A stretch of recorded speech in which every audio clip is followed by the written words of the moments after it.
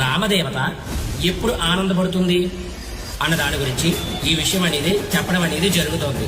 అదేంటంటే ప్రతి సంవత్సరం కానీ, ప్రతి 9 సంవత్సరములు కానీ, అలాగే 12 సంవత్సరములు కానీ అమ్మవారు జాతర అందరూ ఐక్యతగా కలిసి గ్రామస్తులందరూ కూడా నిర్వహిస్తే అమ్మవారు చాలా ఆనందపడుతుందంట.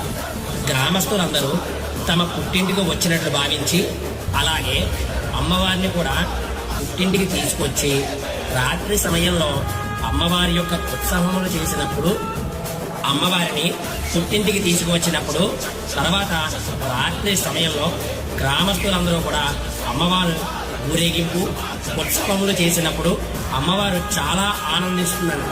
గ్రామంలోని ప్రజలందరూ కూడా ఐక్యంగా ఉంటూ పచ్చని పంటలతో ఎలాంటి అంటువ్యాధులు రాకుండా గ్రామదేవత ఊరి పొలిమేరులో ఉంటూ ఇటువంటి దుష్టశక్తులు, ఆపదలు